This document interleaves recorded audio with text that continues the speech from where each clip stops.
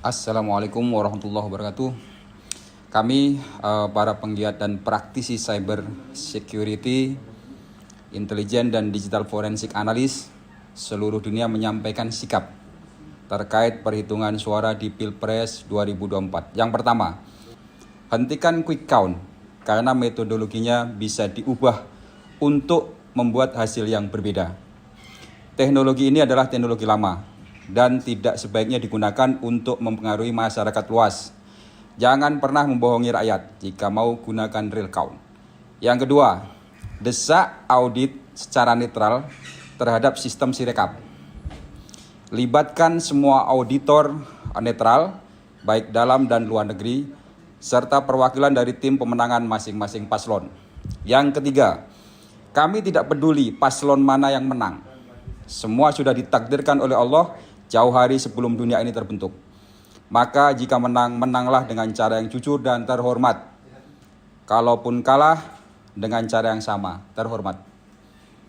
Yang keempat, desak untuk bersama-sama melakukan evaluasi secara menyeluruh, bukan saja hasil dari yang tertampil atau front end, tetapi langsung akses ke super user atau administrator, tujuannya agar skrip utama bisa direview bersama-sama. Yang kelima, lakukan analisa forensik digital untuk semua hasil C1. Berasal dari mana dan metadatanya seperti apa. Yang keenam, metadata itu adalah yang terkait dengan informasi detail apa saja yang menempel di dalam gambar yang diunggah. Biasanya berisi mengenai timestamp, kemudian location, foto setting, ada ISO speed, ada aperture, ada focal length, resolution, dan lain sebagainya. Kemudian take by apa, atau foto itu diambil oleh apa. Misalkan merek dari kamera atau handphone, kemudian tipenya tipe berapa. Yang berikutnya adalah nomor 7, dengan metadata akan mengurangi persentase error yang muncul. Misalnya jika location dinyalakan, maka location tersebut dibandingkan dengan lokasi yang ada di TPS. Jika location metadata mirip dengan yang ada di TPS, maka itu akan mempermudah sistem bahwa TPS tersebut diambil pada lokasi yang TPS yang seharusnya. Kemudian berikutnya adalah di dalam big data saya, Kafrua Hyper System memberikan reporting bahwa ketika paslon tidak ada satupun yang melewati perolehan sentimen di atas 43,5%. Artinya tidak akan ada satu paslon pun yang menang dalam satu putaran. Big data sudah mencakup hampir semua profiling sentimen penduduk Indonesia. Data diambil selama 3 tahun dengan kemampuan komputasi 10 juta data per hari.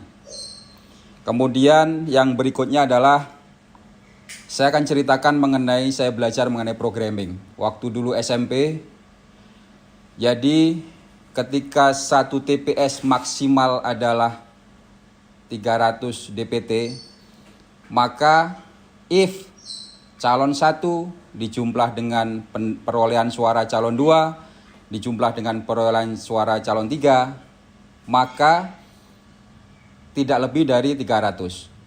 Jika lebih dari 300, then ada 2 pekerjaan yang dikerjakan. Yang pertama adalah data tidak ditampilkan karena ini menyalahi aturan.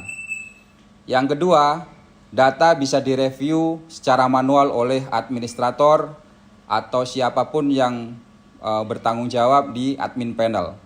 Artinya apa? Ini saja tidak dikerjakan oleh teman-teman dari programmer Sirekap. Ada yang sampai 1000, ada yang sampai 1300.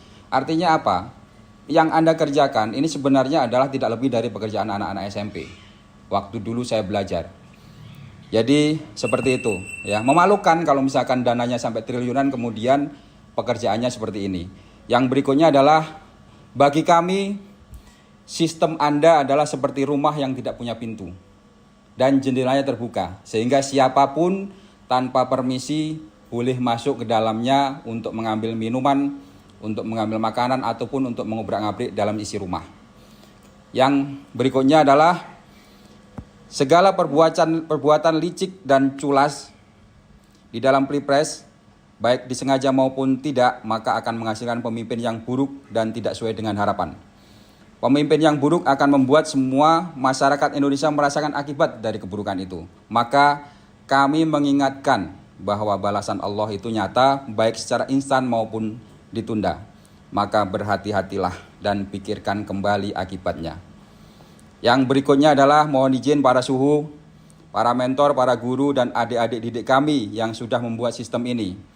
Ingatlah, dulu kalian bersama-sama digembleng untuk mendapatkan ilmu yang luar biasa, di mana ilmu ini tidak semuanya orang bisa, tidak semuanya orang mampu.